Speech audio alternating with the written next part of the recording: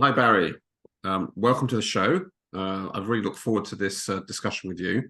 You are such an inspirational person in so many ways, and I'm very keen to hear about your entrepreneurial journey.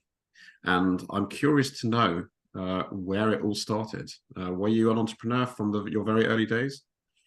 Good day, beautiful, bountiful, beloved immortal beings, and good looking people. Now, Danny, how can I make the categorical statement that thousands and tens of thousands of people that be watching or tuning in to this wonderful show are all good looking? Because by definition, if we tuned in to listen to you and to what I have to say as well, that means they're always looking for and finding the good in life, looking for and finding the good in life. That's a definition of a good looking person. And thank you, first of all, for honoring me to be able to be here and share with wonderful people. The simple answer to your question is yes. I've been in business since I was 9 years old. Imagine that, nine. I'll tell you very quickly, just a wonderful story. So I was raised in a place called Boston, Massachusetts. So those of you who are geographically challenged, just do a quick Google and you see Boston, Massachusetts in the United States of America, in a place called New England. And in the northern climate, actually, our climate is even more cold and snowy than where you are in London, Danny. I know. So in the winter time, uh, now this goes back what, 65 years, what I'm talking about, pre-internet, if anybody can understand that. And when it would snow, and I mean snow, 6 inches plus, it made the roads impassable and such like that. And we would eagerly listen to the radio and listen for school closures. And you listen to the radio at 7 in the morning, You don't and get those anymore because of Zoom. no, right. It's a different world. So anyway, school closure. Yay. My school was not open that day. Let's call it a Tuesday. And wow, what am I going to do now? So some people go back to bed. Some people play games. I said, here's what I do. I got dressed, had 2 layers of pants on, long underwear and pants, and really heavy coat and earmuffs because it hurts your ears when it's too cold out, and a hat and gloves and boots. I mean, real boots and snow boots and a shovel. And I told my father, I'm going out, I'm shoveling snow to make money, not just to clear our path and our driveway. And so that's what I did. And I would go out and I would go knocking door to door and work. Now, I got to tell you something amazing. 3 things happened because of this. Number one, I made money, very good money. Number two, I learned how to knock on someone's door and give them a presentation of, well, putting in today's terms, of value. What's the value to you that this 9-year-old, 10-year-old kid is coming knocking your door and is going to clean the snow off your driveway and your walkway? And number three, to negotiate money. Oh, hello. And negotiating money these are neighbors of mine. And still in all, you knock on the door and I say hello to Fred, who lives 2 doors down. And I didn't call him Fred. I called him we'll call him Mr. Jones for the moment. And I'm going to shovel your driveway. He's like, you want that? He said, yeah, Barry, it's great. And I'd like $10. He said, $10? Oh, come on, I'll give you 6. And that's the beginning of negotiation. And now most people would say, okay, we'll settle at 8. And here's what I learned. I'm going to make the story very short because this is one of the most important words you'll ever know. I call it the N word. Uh-oh, the N word. What is Barry talking about? The N word is the word no. The ability to say no to a potential customer over a price, turn around and walk away, gave me such strength that invariably the person would say, oh, no, okay, come back. Okay, $10, go do it. You hear that, Danny?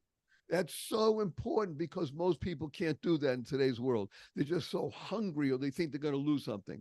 That was number one. Number two, I learned something also. Now, we had school closures maybe twice a year, 3 times a year, but it would happen. It was fun and great. So I would be able to do on my own. I worked very hard, long hours. I would do somewhere between 8 and 10 shoveling. So I can make $70, $80 for a 9, 10-year-old kid. That's huge money, 65 years. I mean, huge money. But here's what got better. I realized, so the next time it snowed, I said, here's what I'm going to do. I told my friends how much money I made was it. I said, I'll do the following. I will knock on the doors and get you the jobs. You do the shoveling. Because they didn't want to knock on people's doors and negotiate. I said, fine. Yep. So out of my friends, I had 4 that said, great. So I would knock on the doors. I would get, let's say, the $10. I give them 8 because they earned the $8. I got 2. And guess what happened? I understood at an age of 9 or 10 the word leverage, right? And you get a number of people doing a number of jobs. So I would be able to make $70, $80 because my 4 friends were making their money. Everybody wins. I learned that at an early age. So yes, I was an entrepreneur at the age of 9 and 10. And then there's a great story that follows that I got one of the greatest jobs impossible for a young boy at the age of 11, 12, and 13. I sold newspaper scorecards outside of a place called Fenway Park. Now, again, if you never heard of anything called American baseball, just look, Google Fenway Park. It's one of the oldest baseball parks in the United States. It's over I've heard of 100 it. years old. It's amazing. I mean, people come there on pilgrimages because it's such a wonderful place. I was selling newspaper scorecards outside of Fenway Park for 3 years. It was what a great job. A, I made money. B, I got to see a lot of baseball games. And C, I learned a lot from other people. So the answer to simple answer to your question is yes. At a young age, I was already entrepreneurially oriented. I was into the idea of learning how to go, get out of the comfort zone, knock on doors, say hello to people, talk about business, talk about price, talk about value and leverage, even though I had no idea what those words meant at those years. But those were the seeds that were planted in me. You like that? I like it. It takes a level of certain level of self-confidence, to do that. So you clearly had that self-confidence from a young age. Yeah, so this is really interesting. I'm glad you mentioned this because part of the question is self-confidence something you have and you're born with it? Can you gain it? So I am of the opinion, and because I've been blessed to train hundreds and hundreds of what we call salespeople, but really they're business people. Anybody who's in the sales world is in a business. That self-confidence comes from getting out of your comfort zone. If you find it difficult to make a phone call and then you make the phone call, guess what happens? You gain an ability, you gain a muscle. So it's really the ability to move out of comfort zone into another place. And that builds up what we call today self-confidence. And it's really, I think, one of the foundational aspects of business and success. If you're going to be successful in life, self-confidence, not swagger. You hear the difference? Self-confidence, the ability to know, whether in a quiet way, that you can be and will be successful. Were your family entrepreneurial? So does it? On the contrary, not at all. My father, bless him, was always a worker. Mm-hmm. My mother was a worker. However, I will say 2 things about both of my parents because they were remarkably loving. And I think, and that in itself is what gave me, I believe, the confidence to go out beyond myself. And again, I have 2 younger sisters, and they also contributed because we were a very good, close-knit family. But my father did teach me something at the age of 9. When I came back after, I think, the second or third time I was shoveling snow during that winter. And he said to me, Barry, how do you spell business? So I'm a smart kid, 9 years old. I said, Business. He says, great. Notice the following. And this is going to be a revelation for thousands of people watching and listening, Danny. He says, notice that the U comes before the I. I said, okay. And he said these words. He says, when you can give to other people, that's the you, value, something good, something beneficial, then the I, what you want, that will be taken care of. If you put the I first, okay, you still might do well. But when you put the you first, the other people, you will have more or everything that you want. Zig Ziglar used to talk about it, right? If you can give people more of what they want, they'll give you whatever you want. He taught me that at the age of 9. And the word business, business. That fits in so well with everything I teach around joint ventures, which is the key to your success is you. It's the Oh, others absolutely, who participate absolutely. with you. So I'll just tell you a quick story about my mother, though, because my mother was, and we could talk about this as the show goes on, for the dramatic and traumatic experiences that I had about being paralyzed and such. So my mother was not entrepreneurial. She was, however, the most positive, purposeful, powerful, pleasant person I've ever encountered in my life. And I've encountered many thousands of people, from people who are multi-billionaires to people selling peanuts. I mean, literally. And I learned from people. My mother was gregarious, was pleasant, outgoing, and she had something that very few people in the world have. She was born with a red wine stain on 3/4 of her face, and it was pockmarked. Now, can you imagine, Danny, in today's world, kids in school, no bullying, we don't do bullying, and there's signs and everything. We talk about that with kids, right? Can you imagine? My mother was born over 100 years ago, of being born with a red wine stain on your face and such, and the bullying she was subjected to. Right. Okay. She told us that.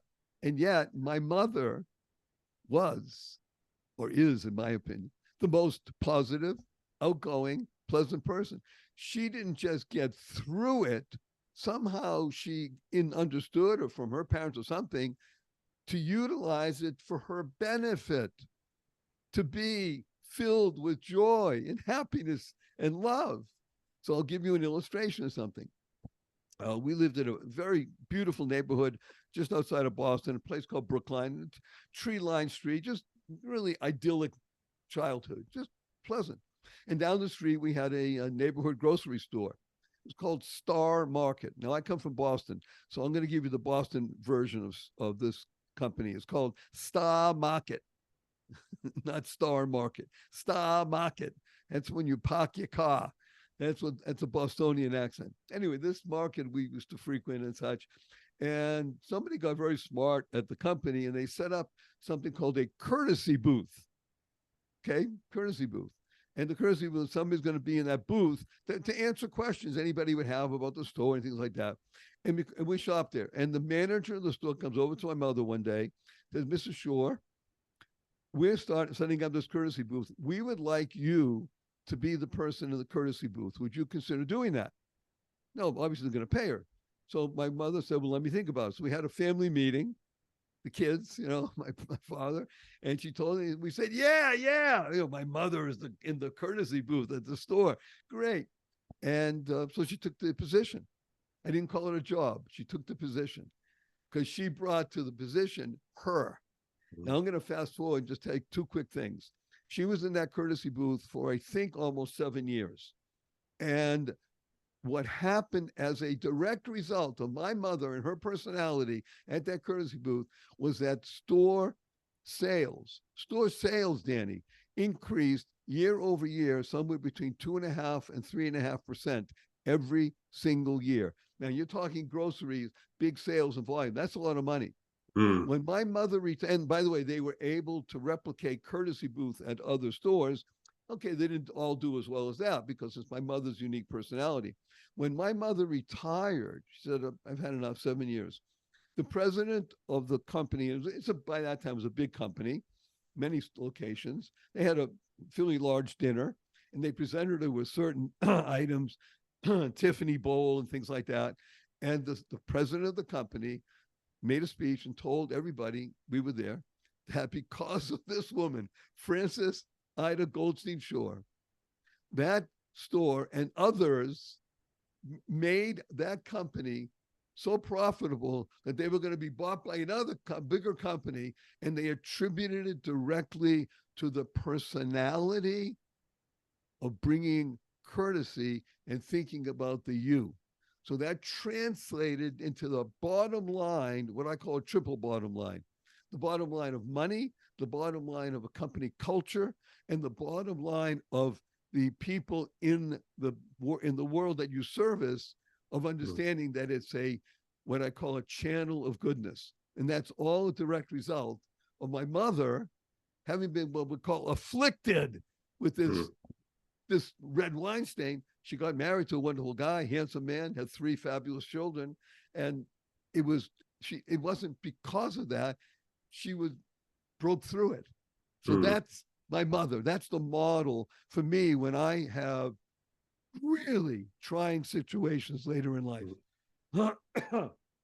You've had very strong role models, really strong people. Yes. Completely, totally blessed. And I will tell you, did it take still years and years and years to internalize, utilize, and leverage what I saw as the role models? Absolutely. Hello, I'm human. I'm a kid. I was a teenager. I did crazy stuff. And yet when it came time to be able to face real difficulties, I had the wherewithal. And it can be done. It can be learned. It's not just nature. It can be nurtured. That's the genius of life. So what did you, as you moved into adulthood, what did you end up, what path did your life take you on? So as I said, early on, I was an entrepreneur, and I am, as I mentioned many times, I even write it in 2 of my books, I was unemployable in the sense that I was not an employee. My whole thrust in life really focused on, okay, what can I do? I'll give you an example. When I was in university, I was studying history and economics. Okay, that was nice. I went to class. I did well. I'm a smart guy. I didn't apply myself as much as I could. However, I learned 2 things when I was at university. And again, this goes back many, many years, decades. People, especially kids, guys, they didn't want to have to hassle taking their laundry, their shirts, etc., and bundling it up and going into town and then picking it up later and such like that. So what did Barry do? I created a sort of a valet cleaning service, right? And I serviced a couple of dorms. There's several hundred people, and people willingly paid an extra $1 or 2. You got to remember that we're talking about different times. So an extra $1 or 2 for the service of us. I hired a couple people, picking up their laundry, putting it in a bag, bringing it to town, and then picking it up and delivering it. It was a valet service. And I did well. I made hundreds and hundreds of dollars during the year. Again, talking in a different time, which today is many thousands of dollars, by servicing other people. So the ability to recognize, hey, what's going on? What could I bring here in addition to studying? I mean, it was fun. That's another thing. I want to emphasize truly, Danny has a great smile on his face right now. One of the great points that I learned from a person who sold peanuts, literally, he sold peanuts with me. I was 11, 12, 13. He sold peanuts outside of Fenway Park, and he taught me a lot about selling, a lot about life. And he emphasized that you have to have fun in whatever you do. You're in business, have fun. By the way, even if you're an employee, have fun. I agree. And one of the things I do when I do large organizations, let's say, whether it's 100 people in a law firm or it's 3,000 people that I worked with not too long ago, is I emphasize to the people who think they're employees, they get a paycheck. I said, every one of you is an entrepreneur. You're in business for yourself. And if you begin to think that way and act that way, not only will you do better economically, but you do better physically, mentally, and spiritually. You'll be a greater contributor to the business. Yeah, I've met many people who are employed, but they're quite entrepreneurial in the way they work. You know, they enjoy being part of a larger project, but they take the initiative.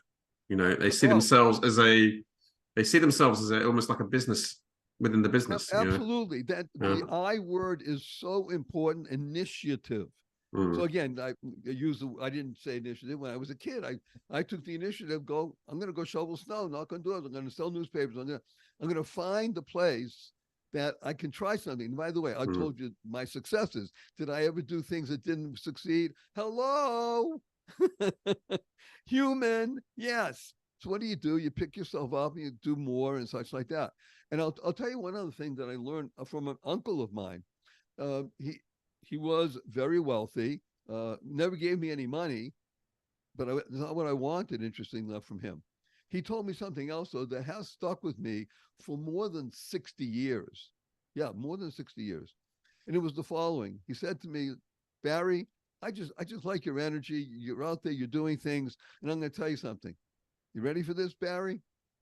You can't fail. Okay, Uncle Eddie, thank you. You can't fail. Now, he didn't tell me you'll always succeed. You hear the difference? He said you can't fail. As long as you're willing to pick yourself up, dust yourself off, learn from what happened, you can't fail. You only fail when you quit. Well, why quit? If you're having fun, we just said fun, and you understand what the word joy is, by the, you know, Danny, we didn't announce it.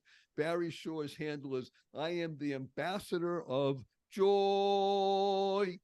Now, notice I didn't say the ambassador of joy.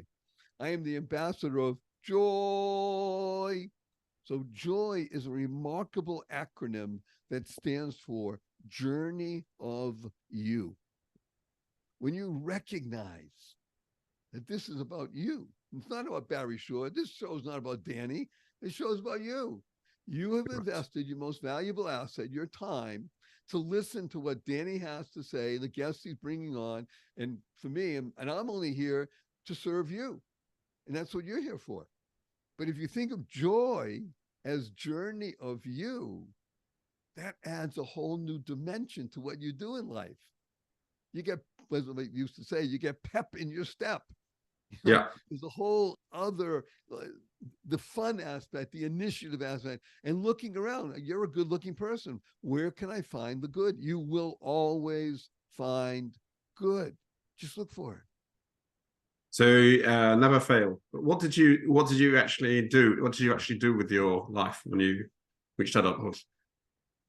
So I am humbled and honored to tell you, if you read the brief bio that we give to people, that at this point in my career, and I am 74 chronologically, I am 46 metabolically, because I swim 2 miles a day, 6 days a week. You hear that, everybody? I swim 2 miles a day, 6 days a week. We'll talk about that in a little bit. I am 28 mental acuity, because I work with a lot of 20s to 30-year-olds. I'm building a remarkable internet platform. And my SOW, Danny, is 8.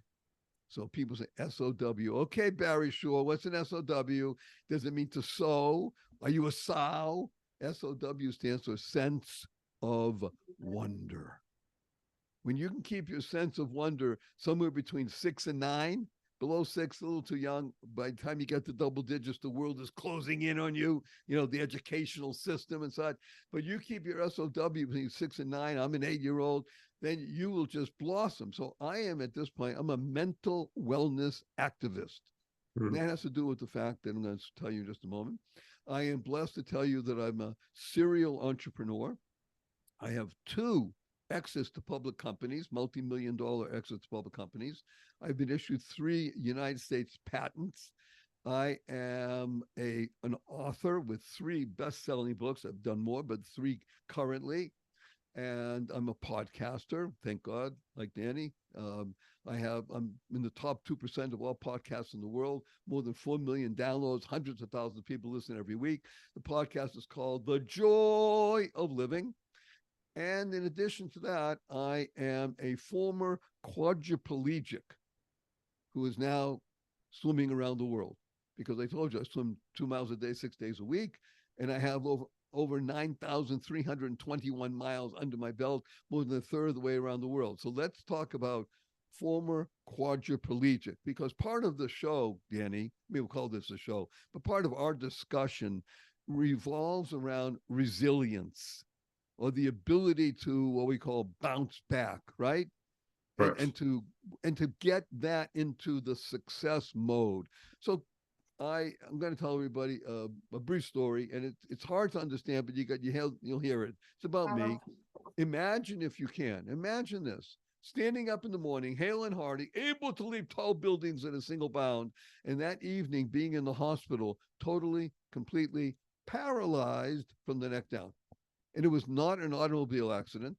It was not a spinal injury. It was a rare disease, which I never heard of the day before, took over my body and rendered me what's called a quadriplegic. Nothing in the body moved from the neck down. I could only communicate by blinking my eyes. I was 144 days in hospital. I was in a hospital bed in my own home for 2 years. I couldn't turn over by myself. I was 4 years in a wheelchair. I had braces on both my legs, my hips to my ankles. That was progress. Thank God today I'm able to be vertical and ambulatory with the help of a 7-foot walking wand. So I'm a triped, not a biped. I can't walk up a stair by myself. I can't walk up a curb by myself. And I've helped 12 hours a day, 7 days a week. But you hear my voice. Positive, purposeful, powerful, and pleasant. And Danny, it's all because of one word. One word. And the word is smile. Smile? Yes, because SMILE is an acronym that stands for Seeing Miracles in Life Every Day. Seeing miracles in life every day. I do. And when I see the miracles, I'm able to begin to use that to build up what I don't have, let's say physically, because I'm still basically paralyzed from the waist down. But I did learn how to swim, and that was a entire story which we're not going to have time to go in at the moment. But suffice it to say that because of special things I put on my legs, so my legs don't sink and I drown, I wear paddles, and I use a snorkel, but I swim 2 miles a day, 6 days a week. And that propels me. Now, let me tell you what my latest venture is. You ready for this, Danny? Go ahead. Okay. Yeah. So, my latest venture is something that happened because of my wonderful wife. I'm married to the same woman for 45 years. Actually, I shouldn't say that. It's not the same woman because I'm not the same man. We're married for 45 years, and thank God we keep evolving and growing and becoming more of who we are, and a remarkably powerful relationship. I cannot emphasize enough how much marriage, to me, helps success happen, how success blooms and blossoms. I couldn't have gone through being paralyzed, completely paralyzed. I hadn't been married to an amazing woman. So this happened. I'm now 74. I was paralyzed at the age of 55, and it took years and years. And if it wasn't for her, I'd just be a bunch of protoplasm. So my wife's name is Naomi. Something happened early on the first few years of my paralysis that she came to me one day and said, there's a group that is asking for donations for wheelchairs. A very nice group. I love them. Well, Wheels for the World. Now, I know about wheelchairs. I had 3, and they're not inexpensive. I had an electric one, motorized one. You have this one that's very lightweight, like Olympic, and another one. And I spent over $10,000 on wheelchairs. That's not chump change. Most people can't do that. So she asked, can we give money? And I said, of course. Thank God I had money. Because, by the way, it's not inexpensive to be sick, but that's another story. But we had money. And as she's writing the checks, I'm just there. Remember, I'm just paralyzed. Writing the check. And I said to her, I would love to find a way for not just people to have money, but anybody that could do something that we could have millions of people contributing a little bit, $5 a month. And it wouldn't cost anybody a penny to give. Think of how much money we could get, how much good we can do. And I'm just talking about it. I can't move my hands or anything, but we're just talking about it. And she looked at me and she says, well, you're smart. Figure it out. And she walked out of the room. And Danny, for the next 3 days, because again, I'm not able to move anything, I meditated on just that. How do I find a way where lots of people can come together, give money to something they care about without costing them a penny? How do you do that? So I can tell you that it took several years, 4 different iterations for the vision what I had, for the technology to catch up to the vision. And I am delighted to tell you and share with you today in the audience that we have built a platform that is called Einstein Cares. It's named for the smartest man in the world in the past 100 years, the white hair sticking out. But he wasn't just a genius. He was also very heart-centered. So it's the ability to bring together being smart and good, smart and good. And the mission of Einstein Cares is to give $1 billion to charity without costing any giver a penny. Now, when I say that to anybody or a group, the first question is in everybody's mind, and somebody raises their hand and say, well, how do you do that? And on some level, it's so simple that you're going to laugh. But again, the simple is what makes things elegant. So what we do is we partner with businesses that pay us a percentage for sending them customers. It's as old as business. If I'm going to send you a customer, would you be willing to give me a percentage for that? And any smart business person would say yes, whether it's a solopreneur or it's a company with 100,000 employees. Because the only two things that every business wants, I learned this decades ago. I want to keep the customers I have, and I want to acquire new ones. Hello, fancy term is called A&R, acquisition and retention. So we partner with companies that give us a percentage. We have over 18,000 restaurants on the site. We haven't launched it, by the way. This is whenever it goes out. We're launching in early November of 2023. We have some of the biggest brands in the world on the site that recognize the value of what we bring, because this is a whole new silo. So we bring customers to companies. They give us a percentage. Let's just use a small number, say it's 6%. If you walk into a restaurant that's on the system and you just registered one of your cards, let's say a Visa, and the charity of your choice. This is where it gets really cool.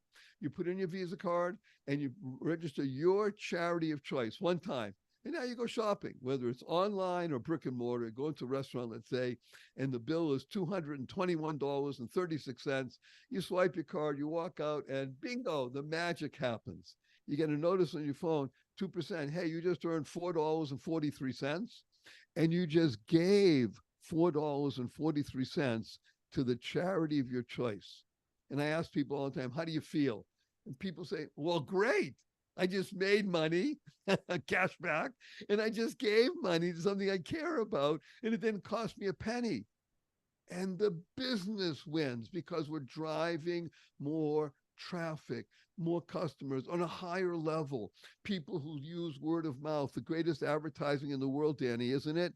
Word of mouth. Hey, I love shopping here because I get cash back and they give money to my kid's soccer team or something I care about. That's the genius of it. And it could not have happened if I had not been completely, totally paralyzed, because I care. I'm on a mission. I'm not here to build another multi-billion-dollar business. Thank God I was involved in doing that. It's a wonderful thing. But I'm not doing this for the money. We're doing this to create a movement, a mission that's beyond everybody, but everybody's contributing. So when you have lots of people, imagine millions of people, again, earning $5 a month, take a small number, millions of people. That means we're going to give hundreds of millions of dollars every year to things that people care about, what you care about. So this is what drives me. This is a result of being completely, totally unable to move anything of my body, but using the mind to drive for success in the world, true success. So Barry, how do, to our listeners, if they'd like to find out more about this initiative and get involved, how can they do that? To find out more about this, go to a wonderful site, Einstein Cares, like Albert Einstein, Einstein Cares, CARES.com, EinsteinCares.com. Sign up now before we launch and just be involved, because now I will tell you it is at the moment for the United States and Canada. So, which is a pretty big part of the world, a big one. But we're starting with the United States and Canada. And I will say a huge thank you. The card link companies, Visa, MasterCard, American Express, they approved our program. They're not contributing any money, but they approved the program, which means the ability for Visa, MasterCard, and American Express to give us data. So when you walk into a brick and mortar store, you buy something online that is involved with Einstein Cares, we get that information and then we can give the reward, cash back, money to your charity. Everybody wins. That's the genius, Danny, as my father taught me at the age of 9, business. When you take care of the you, the I is always taken care of. It has to happen. It's a law of the universe. a law of the universe called the law of attraction, right? Everybody wins. When you build something, we call it an ecosystem of good. EinsteinCares.com. EinsteinCares.com. You'll love it. It works. It's wonderful. Sounds fantastic. And what about if people want to find out more about you? Where can they go to? Oh, thank you so much. So this is really easy. Go to barryshore.com. BARRYSHORE, barryshore.com. And Danny, we have a gift for everybody, free gift, which is a wonderful thing. I have 3 best-selling books on the site right now. You can choose any one you want, just one, and you get it for free as an ebook. So go to barryshore.com/ebook. Choose one of the books. They're great. The reason they're great, not because I wrote them, even though that's true, but they're great because they are giving benefit.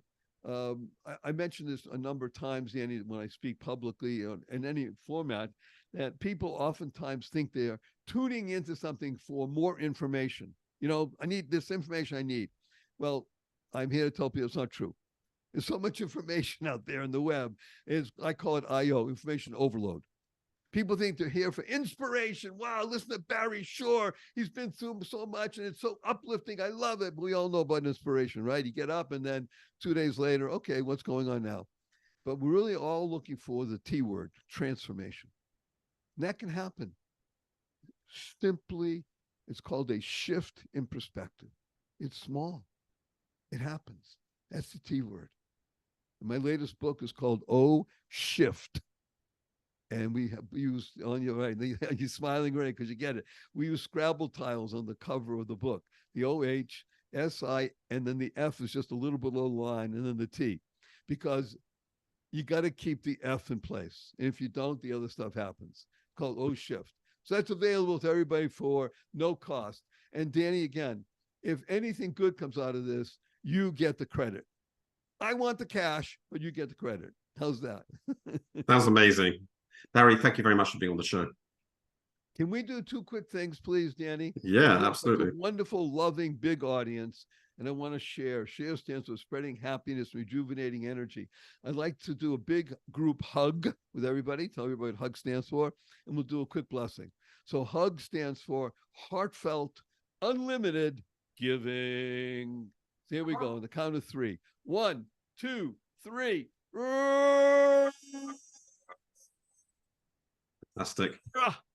And our blessing from Danny and Barry is go forth, live exuberantly, spread the seeds of joy, happiness, peace, and love.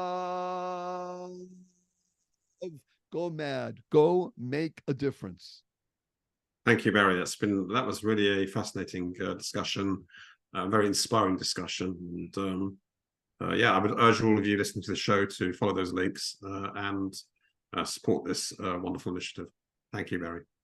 Thank you, Danny, and thank you to everybody listening. You're wonderful.